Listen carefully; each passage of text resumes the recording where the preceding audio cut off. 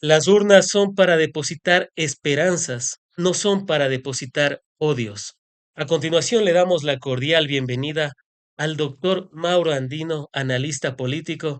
Preguntándote primero, Mauro, ¿qué opinas de esta subida a la camioneta de la campaña presidencial de Daniel Noboa de Prince, el mercenario que contrataron para ayudarnos a resolver los graves problemas que vive el Ecuador en temas de inseguridad? Bienvenido. Estimado Frank, buenas tardes ya. Muchas gracias por la invitación. Un saludo cordial para toda tu audiencia. Mira, creo que estamos enfrente de una campaña permanente de humo, de distracción, donde se busca a través de acciones simples encontrar respuestas para problemas hartamente complejos. El tema de la criminalidad no se resuelve contratando un mercenario extranjero para que venga a darle línea a las Fuerzas Armadas y a la Policía Nacional. El problema de la criminalidad se resuelve diseñando un plan nacional de seguridad integral y un plan de política criminal. Y esto evidentemente pasa por diseñar política pública, por prevenir el cometimiento de los delitos, por perseguir a aquellos que los cometen, por evitar la impunidad en el sistema de justicia, y para eso se necesita desde fortalecer la policía, pero también depurarla, depurar también las Fuerzas Armadas, depurar el aparato de justicia de malos jueces o de fiscales que están vinculados con el crimen organizado, pero no solo fortalecer los aparatos represivos del Estado, sino también ejecutar de otra parte políticas públicas en materia social.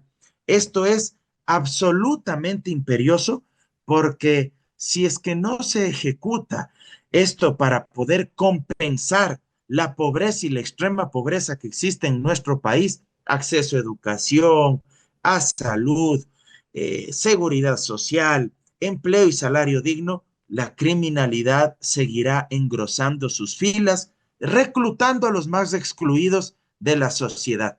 Y esto lamentablemente no existe en el Ecuador, únicamente cortinas de humo, golpes de efecto mediático, como la llegada de este mercenario internacional Eric Prince, que dicho sea de paso, fue acusado y sentenciado por haber asesinado y ejecutado civiles en Irak, 17 personas, y luego le indultaron en el gobierno de Donald Trump. Sin duda alguna, deja más cuestionamientos esta visita de Prince, que ha sido catalogado como paramilitar. Antes de entrar al análisis de ambos candidatos, cómo llegan, quisiera preguntarte por algo medular. ¿Cómo pasó el Ecuador de ser el segundo país más seguro de América Latina allá en el 2017 con una tasa de mortalidad de 5,8 muertes violentas por cada 100.000 habitantes, a tener las cifras actuales que bordean entre los 46 e inclusive a los 50 homicidios por cada 100.000 habitantes, de seguir con la tasa actual que tenemos en enero, febrero y marzo? Creo que la respuesta, entre las varias razones que podemos encontrar, radican en la desinstitucionalización del Estado. Las capacidades estatales fueron desmontadas y destruidas. Si es que tú tenías en un inicio un Estado fuerte que, entre otras cosas, diversificaba las tareas por cada sector, un ministerio que se encargaba, por ejemplo, del sistema de rehabilitación social, de mantener el orden en las cárceles del país, de buscar cumplir con los principios constitucionales de rehabilitar a los privados de libertad, pero también mantenerlos con disciplina, con orden, para que no existan los amotinamientos y las matanzas que durante los últimos años se hicieron recurrentes. Bueno, pues si eso desmontas, entonces empiezas a perder el control del sistema de rehabilitación social y se convierten las cárceles en centros de operación del crimen organizado. Luego, tú en ese mismo sistema incorporas no a expertos en política criminal o en rehabilitación social, sino a policías en servicio activo o pasivo. Y los policías no tienen esta formación. Los policías están para prevenir o para perseguir el delito, no para rehabilitar personas que ya han sido sentenciadas. no para manejar las cárceles, que es una esfera totalmente distinta.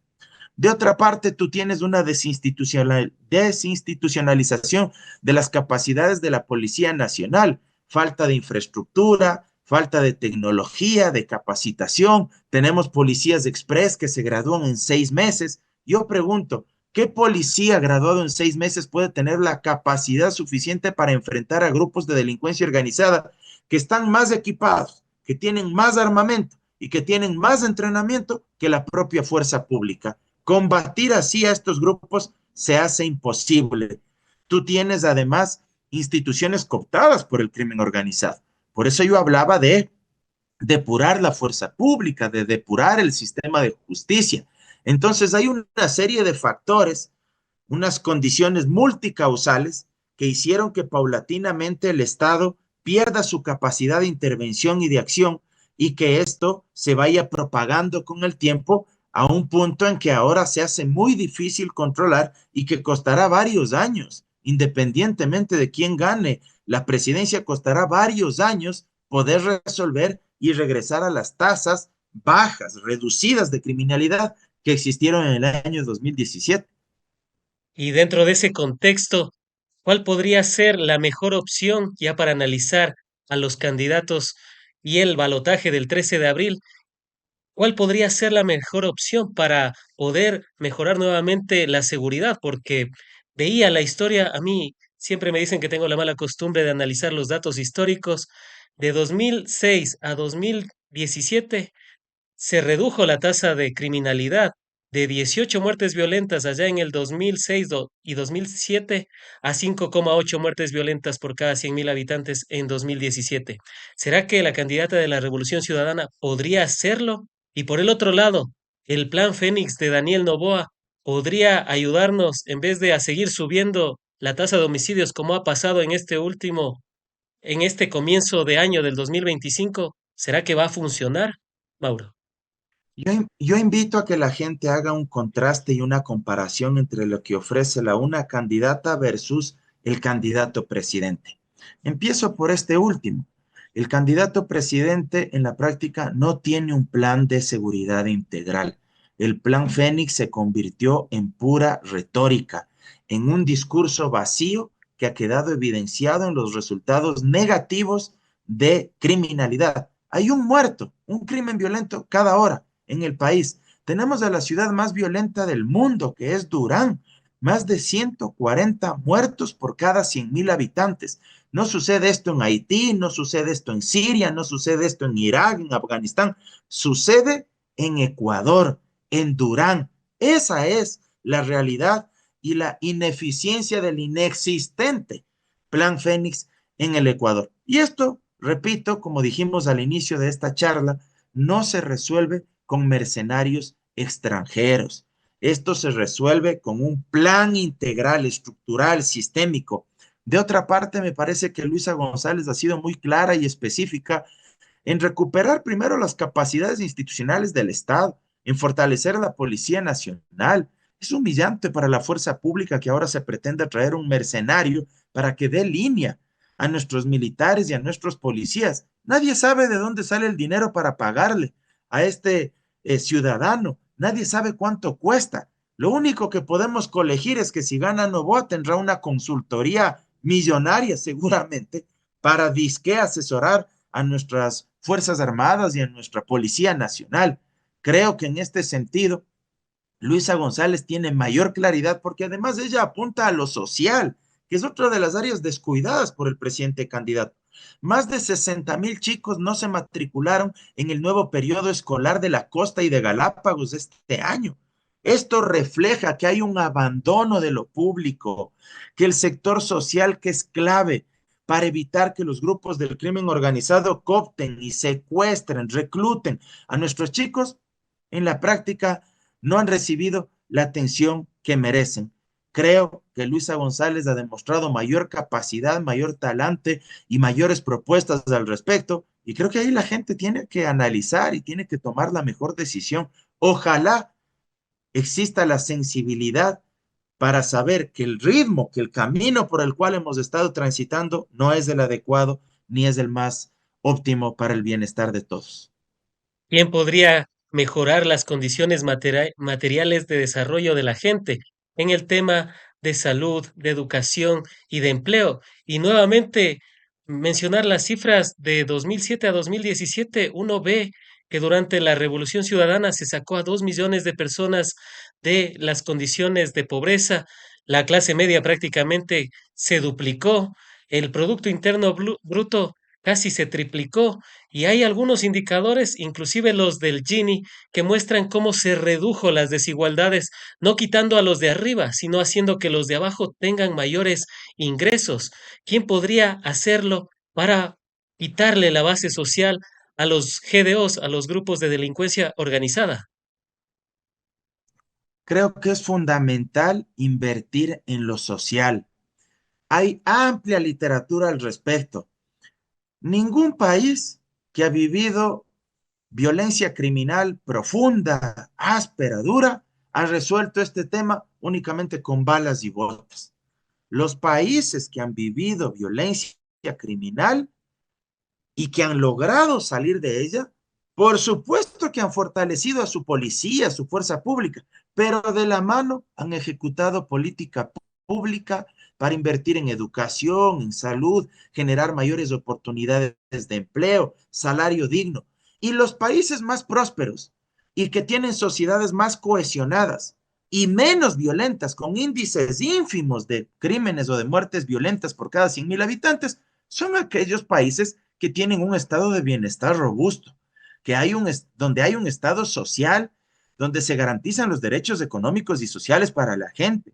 No por nada, los países de Europa Occidental, Alemania, Reino Unido, los nórdicos, Dinamarca, Suecia, Finlandia, entre otros, tienen tasas bajísimas de criminalidad. ¿Por qué? Porque también han tenido un estado social robusto, fuerte, y eso evita que la sociedad se convierta en un campo de batalla, porque cuando hay mayor pobreza, también se radicalizan las formas de resentimiento, de frustración, y esa impotencia luego se canaliza a través de las vías más violentas, más radicales. No es gratuito que la gente o migre hacia actos irregulares o de otra parte se movilice y proteste por fuera de los cauces institucionales si siente que no tiene movilidad social y que el gobierno y la democracia no le está generando mejores y mayores condiciones de bienestar material.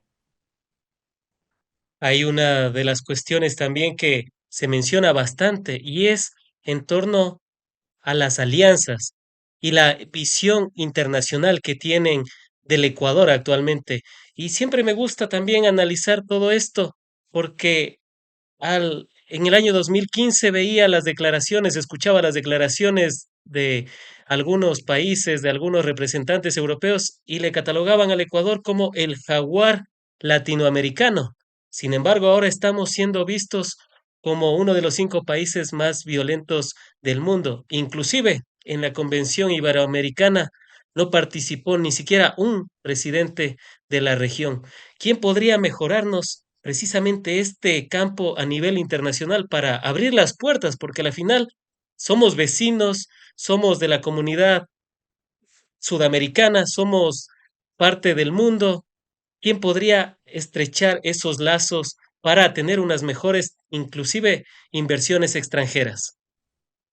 Lo que sucede es que para que el país pueda reinsertarse en el mundo, pueda tener un papel mucho más protagónico en la comunidad internacional, no solo se necesita disminuir los índices de criminalidad, también se necesita invertir constantemente en infraestructura para mejorar y recuperar las condiciones productivas que necesita el país. Si tú tienes un país donde hubo apagones de hasta 14 horas diarias, un país que no tiene conectividad porque la infraestructura vial está destruida, porque las carreteras están en pésimas condiciones, si tú tienes un país donde no hay servicios públicos de calidad, donde sacar un pasaporte, una cédula, toma días, semanas, bueno, eso genera pésimas condiciones para que desde afuera primero quieran venir acá, quieran invertir capitales extranjeros y también genera graves preocupaciones y prejuicios, y más que prejuicios, realidades desde el exterior respecto de cómo nos ven como país. Entonces, esto es fundamental transformar. Por eso la situación no es fácil, no pasa únicamente por un solo componente.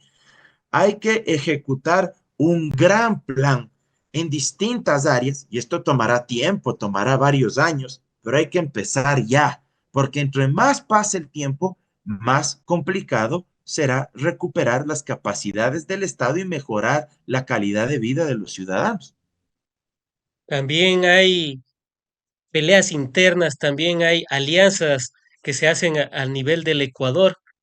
Y hemos visto, por ejemplo, a la candidata de la Revolución Ciudadana, Luisa González, hacer esta firma histórica, dicho sea de paso, con Pachacutic. Sin embargo, no estuvo presente Leonidas Issa Salazar, el presidente de la CONAIE. Y por el otro lado vemos a Daniel Noboa, que en cambio parece ser que se ha peleado con la mayoría de las élites del país. Se peleó con Jan Topic, se ha establecido unas agendas fuera de lo que serían sus aliados más próximos, como el Partido Social Cristiano. Sin embargo, tras bambalinas parece que sí tienen sus acuerdos, entre otras cuestiones. ¿Cómo ver esa dinámica también en un país tan fragmentado y tan polarizado? Creo que es fundamental intentar construir un proyecto de país, un proyecto de Estado-nación. Eso no tiene el presidente candidato. Realmente hoy el proyecto que él enarbola se llama anticorreísmo. Y eso no es plantearle soluciones y alternativas a la gente. Ser anticorreísta no soluciona las grandes demandas de la población. Ser anticorreísta no soluciona el tema de la criminalidad. Ser anticorreísta per se no soluciona el tema de la falta de empleo, el tema de la falta de servicios básicos o de servicios públicos de calidad.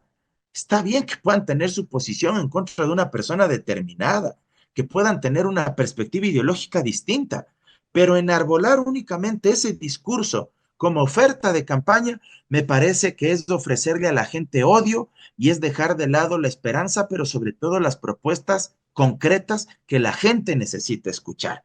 Para resolver estos problemas se necesita un proyecto de país. Y creo que también se necesita un equipo de gobierno. Se necesita tener una infraestructura partidaria, tener cuadros formados en lo técnico, en términos de administración pública, en cuanto a formación política se requiere, porque administrar el Estado implica administrar conflictos, gestionar las diferencias en la sociedad, discutir con distintos sectores que tienen distintos intereses, distintas visiones sobre lo que se debe hacer, gestionar los intereses del sector empresarial, pero también de los movimientos y organizaciones sociales. Y creo que eso no tiene el presidente candidato Novoa. Esa es una de sus mayores debilidades. Y creo que en la práctica, por ejemplo, a nivel legislativo se ha convertido en una recicladora que ha ido agregando una serie de actores políticos que no tienen una adscripción a este partido ni tienen un proyecto que los una, sino únicamente un interés por sobresalir y por tener un estatus político en la escena nacional. Y por el lado de la candidata de la Revolución Ciudadana, Luisa González, vemos su trayectoria. Uno cuando se va a presentar a un trabajo siempre le piden el currículum y uno, Mauro, dice, le ve la hoja de vida de la candidata, ve que fue ministra coordinadora, ve su trayectoria, ve que ganó becas para estudiar, ve que o sea, hizo los méritos para poder llegar a donde ha llegado, versus el otro candidato que tiene tiene a la familia más poderosa del país. Hasta ahora me queda la duda si es que se graduó o no en Harvard o si es que se compró o no el título, porque uno dice, con esa capacidad de, de analizar y de responder a las preguntas, a uno ni un estudiante de secundaria podría hacerlo. ¿Qué decir al respecto de estos perfiles? Porque uno dice, ¿quién puede resolver realmente los problemas? Aparte de hablar bien, sino con su trayectoria. Creo que aparte del perfil profesional, hay que entender que se necesita experiencia en lo público. Lo público no es igual al manejo del sector privado. Lo privado tiene sus lógicas distintas, empezando porque ahí, si es que eres dueño de tu negocio, de tu empresa, tú puedes manejar los recursos de ese emprendimiento como se te venga en gana. Si tú quieres comprar una resma de papel bond, tú dispones a uno de tus empleados, va y compra y se acabó. El asunto es que en el sector público, para todas estas cuestiones, desde las más ínfimas, desde las más pequeñas hasta las más grandes, tú tienes que seguir una serie de procesos administrativos, respetar procesos precontractuales y contractuales. Necesitas entender la dinámica social, necesitas tener sensibilidad y empatía con la población que tú estás representando, porque ya no es tu hacienda, pues, ya no es tu empresa, ya no es tu exportadora de banano, ya no eres el agroindustrial que tiene su propio negocio y que puede hacer y deshacer como le dé la gana. Además, tienes que limitarte en el ejercicio del poder, porque hay otras instituciones que forman parte del sistema de pesos y contrapesos. Entonces, si es que hay una Corte Constitucional que dicta una sentencia que no te es favorable o que a ti no te gusta, tienes que respetar eso. No te puedes pasar por el forro esas sentencias de la Corte Constitucional. Si es que hay una función judicial y emite fallos que no son de tu agrado, tienes que someterte a esos fallos. Hay un sistema de pesos y contrapesos. Bueno, ni tiene formación y experiencia en lo público Daniel Novoa, porque es su primera experiencia en lo público Es su durante primera este año y chamba. medio. Él antes no había pasado por la función ejecutiva, él fue asambleísta, pero una cosa es ser asambleísta y otra cosa es tener a su cargo la administración de lo público en términos de recursos públicos, de ejecutar obra pública, de tener que planificar la ejecución de infraestructura, de tener que hacer una planificación presupuestaria, de tener claridad sobre los distintos componentes y las áreas del sector social, etcétera. Es muy diferente eso. Pero además, existe un desprecio por las instituciones democráticas. Hace un par de días vimos que Daniel Noboa dijo que no iba a respetar la sentencia de la Corte Constitucional que ordenaba que conforme una mesa de coordinación interinstitucional precisamente para afrontar el tema de la inseguridad, porque la Corte le dijo que no podemos seguir viviendo en un estado de excepción permanente. ¿Y qué dijo Noboa? Que la Corte supuestamente se ha extralimitado con esta sentencia y le instaba, le ordenaba prácticamente a la Corte a que declare su propio fallo como inejecutable. Pero bueno, ¿dónde estamos? O sea, un actor político, un presidente pidiéndole al máximo organismo de administración de justicia constitucional que simple y sencillamente, porque a él no se le pega la gana cumplir ese fallo, que se desdiga de esa sentencia y que diga que es inejecutable. No pueden funcionar así las cosas y hay que recuperar el Estado de Derecho y entender que las instituciones juegan un rol fundamental en una democracia y que cada una tiene una tarea por cumplir y que uno no se puede exceder en sus funciones para pisotear a las otras. Antes de irnos al tema de las instituciones y de la resolución de la Corte Constitucional, Mauro, te quisiera preguntar, ¿quién tiene la gente suficiente para poder administrar la cosa pública? Porque ese también es otro de los factores.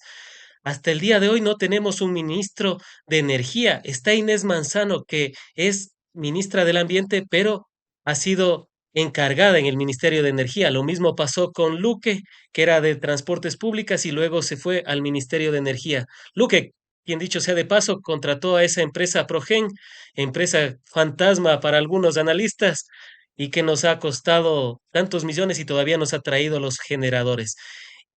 También vemos a Sade Fritschik, que fue una de las primeras ministras, que algunos decían que era su primera chamba, así de manera irónica, entre otras cuestiones. ¿Quién tiene la capacidad, quién tiene la gente suficiente para administrar la cosa pública?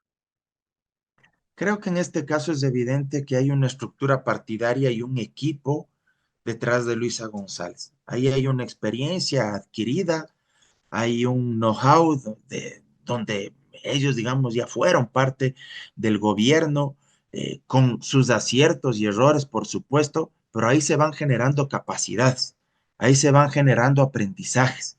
En el caso del presidente candidato, no tiene un equipo de gobierno, no tiene personajes que hayan pasado por lo público y que demuestren conocimiento en el ejercicio de las distintas carteras de Estado. Por eso es que ha tenido que asignarles tareas a una misma persona en dos, tres espacios. El caso que tú mencionabas de la ministra Inés Manzano, ministra de Energía, ministra de Ambiente, yo no sé cómo se dará tiempo para manejar dos carteras de Estado al mismo tiempo. El secretario anticorrupción, que tiene también es el director de la unidad de análisis financiero y también es delegado a otra área que este momento no recuerdo. El propio presidente Novoa es presidente de la República y al mismo tiempo es delegado a cada una de las empresas públicas, Claro. a las petroleras, a las eléctricas. Yo sinceramente no comprendo cómo se dan abasto para todo. Y es porque no tienen gente, porque me atrevo a decir que hay muchos que se niegan a aceptarles cualquier propuesta, que les dicen muchas gracias por invitarme a participar en su gobierno, pero prefiero no involucrarme porque no veo las condiciones necesarias como para hacer un buen trabajo. No quieren exponerse, no quieren quemarse y no tienen gente. Y eso pasa cuando la presidencia casi, casi que te cae por un caso casi, casi que fortuito, por un accidente de la democracia, entre comillas, y llegas a improvisar sin equipo, sin gente, y al final quienes pagan las consecuencias son los ciudadanos, no los que gobiernan, sino los ciudadanos, porque de la política y de las decisiones políticas depende la vida de la gente en el sentido de tener mayor seguridad, tener más medicinas, más infraestructura hospitalaria, mejores universidades, mejores escuelas públicas, mejor infraestructura vial, mejores servicios públicos. De las decisiones que los políticos toman depende muchas cuestiones de la vida de la gente. Y dentro de esas decisiones, siempre me pregunto, ¿será casualidad o causalidad lo que hemos vivido? Por ejemplo, recordaba a Diego Ordóñez, que fue secretario de Seguridad, y él quizás sabe igual o más que yo de biología marina y estaba en esa tremenda cartera de Estado. De igual manera vemos a los demás ministros, Inés Manzano creo que es uno de los ejemplos más claros, y uno dice, ¿es casualidad o es causalidad el deterioro de la mayoría de instituciones públicas del Estado? Casualidad, yo creo que ahí hay una intencionalidad más bien, más allá de la ineptitud, de la falta de empatía, yo creo que también hay una intencionalidad, ya ni siquiera diría solapada, sino casi que frontal, por destruir lo público, ¿para qué? Para luego justificar cualquier proceso privatizador, como sucedió con el campo Sacha.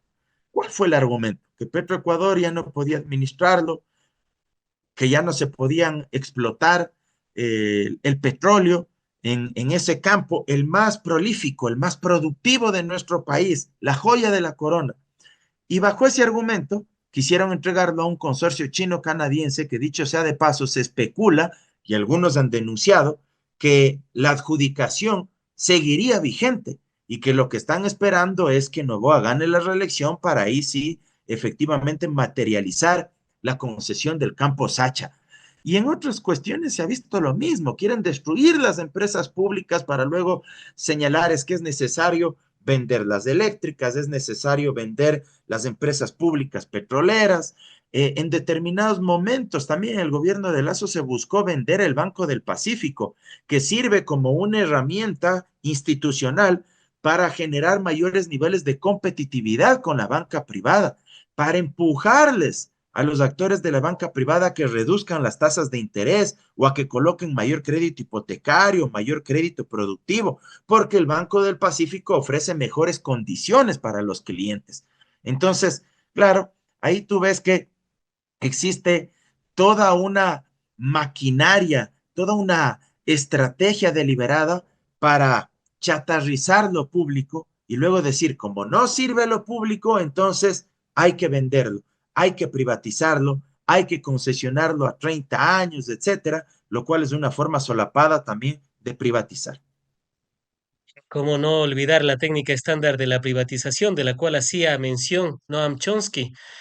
Debilitar lo público, hacer que la gente se moleste para así pasarla a manos privadas. Sin embargo, con el tema del campo Sacha, por ejemplo, veía los indicadores también. 2021, 63.000 barriles de petróleo producidos por día.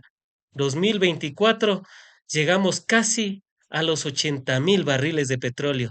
Y aún así, dicen que Petroecuador no era eficiente y no podía con el campo Sachi. Esperemos que a la final se dé una reversión para no privatizar el campo más productivo y de mejor calidad que tiene el país. Dicho sea de paso, si es que se llega a privatizar el campo Sacha, si se llega a concesionar durante más de 2 décadas, nosotros mismos como país deberíamos de comprarle a este consorcio Así nuestro es. petróleo y eso podría elevar aún más los precios del barril de petróleo. Sin duda alguna, podríamos profundizar más sobre estos temas, pero también, Mauro, quisiera abordar el tema de la resolución de la Corte Constitucional. Habían manifestado en esa resolución algunas cuestiones habían aprobado, otras habían negado. Hay algunos que dicen que igual no vamos a poder llevar los celulares a la votación. Sin embargo, el Consejo Nacional dice que sí vamos a poder llevar los celulares, pero no vamos a poder tomar fotografías durante el sufragio. ¿Qué decir de esta resolución de la Corte Constitucional? ¿Es ambigua o ha dado alguna claridad en medio de toda esta oscuridad que vivimos? La sentencia de la Corte Constitucional sobre el porte y el uso de los dispositivos móviles o celulares, el momento en que ejerces tu derecho al sufragio, es una sentencia muy ambigua, muy débil, muy, yo diría, comprometida con el CNE y con el Poder Ejecutivo, en este caso, con Daniel Noboa. Una sentencia que uno podría decir es algo así como ni chicha ni limonada. Por un lado, declaran que la resolución del CNE sí es válida, pero con unas condiciones. Por eso declaran la constitucionalidad condicionada de esa resolución. Dicen la resolución es válida porque constituye una herramienta operativa para que el CNE pueda cumplir con una de sus atribuciones, que es organizar, transparentar, dirigir el funcionamiento de los procesos electorales. Pero de otra parte, en la cuestión resolutiva del fallo, la Corte dice que no se podrán aplicar sanciones si es que no se respeta el principio de reserva de ley, el principio de proporcionalidad y el principio de legalidad.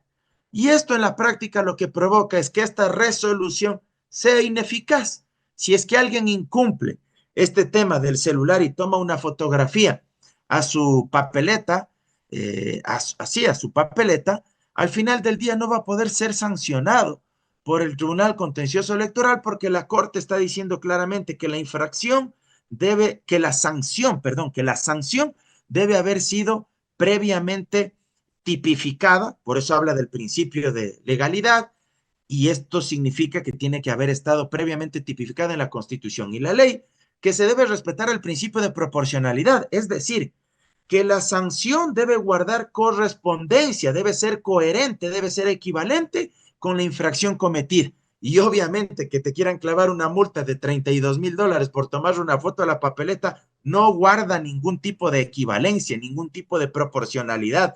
Es incoherente, es demasiado exacerbada, demasiado fuerte, en palabras simples, de esa sanción. Y el otro elemento, que se debe garantizar el principio de reserva de ley. Y el principio de reserva de ley se refiere a que las sanciones deben ser aprobadas mediante ley. ¿Por quiénes? Por la Asamblea Nacional, por los legisladores. Entonces, en la práctica, por un lado dicen sí, la resolución es válida, pero de otra parte la sanción que se quiere imponer deberá cumplir con estos otros tres principios y en la práctica eso vuelve inejecutable, ineficaz a esta resolución administrativa del Consejo Nacional Electoral. Una de las disposiciones, la tercera, que estuvo impugnada, la vamos a leer y dice lo siguiente. Punto 7. El accionante alega la inconstitucionalidad por razones de forma y fondo del artículo 1 de la resolución. El número tal que dispone, artículo 1, prohibir el uso de dispositivos móviles, eléctricos y o electrónicos a los electores durante el acto de sufragio en las juntas receptoras del voto y a partir de las 17 horas y durante toda la jornada de escrutinio a los miembros de las juntas receptoras del voto, excepto a uno de sus integrantes para que pueda realizar las operaciones matemáticas necesarias para llenar las actas de escrutinio. No se pronunció la Corte sobre este tema. ¿Será que habrá algún impedimento para los que van a hacer la revisión para los que van a hacer el control electoral.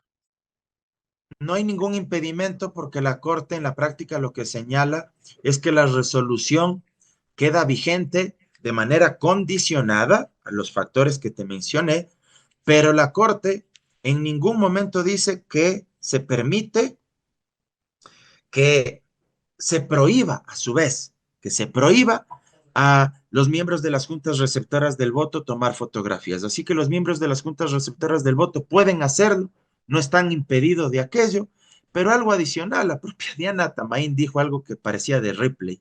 Ella dijo en una rueda de prensa que no se violenta la resolución aprobada por el CNE si es que tú no tomas foto de tu papeleta, pero decides únicamente mostrar tu papeleta y que otra persona, un tercero, te tome fotografía de la papeleta.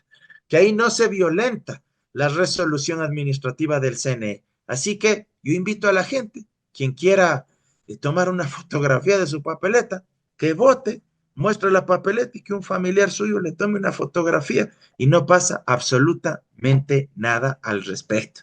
Así que creo que eso hay que tenerlo absolutamente claro y tener constancia de aquello para que nadie se sienta amenazado ni vulnerado en sus derechos. Tomando en consideración año electoral, no se podían hacer ningunos cambios ni modificaciones al Código de la Democracia. También no está en el COIP esta sanción y todos estos factores que sabemos que no daban algún asidero legal para poder ser ejecutadas. Y Mauro, ahí queda la pregunta. Quizás utilizaron esto para desviar la atención de lo que realmente, de los problemas que realmente el ciudadano debería estar preocupado y que de hecho está preocupado porque uno salir de su casa y pensar que no va a volver ya se ha vuelto en una constante en la mayoría de familias. Frank, y con esto para ir terminando en virtud del tiempo, mira, yo creo que no hay garantías del CNE ni del Tribunal Contencioso Electoral para que el proceso democrático se lleve de manera transparente. No solo el tema de los dispositivos móviles, también está esta otra cuestión que lo dijo este fin de semana Diana Tamaín. Dijo que si es que es necesario, a última hora, previo a las elecciones, se va a cambiar el lugar de los recintos electorales de los territorios donde están sufriendo afectaciones por las inundaciones. O sea, ¿dónde estamos? Lo que quieren en la práctica es ejecutar una estrategia política de baja calaña, muy sucia.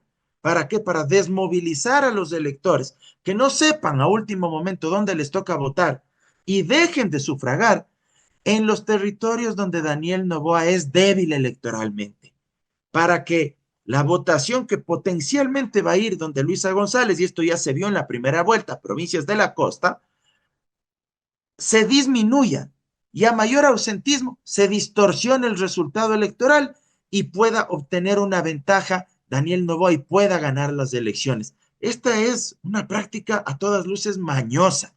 Eso es lo que se busca con esto y ojalá la comunidad internacional, los observadores internacionales tengan claridad suficiente sobre todos los atropellos que ha perpetrado el Consejo Nacional Electoral, porque repito, hay una clara intencionalidad para perjudicar a una candidata y favorecer al presidente candidato.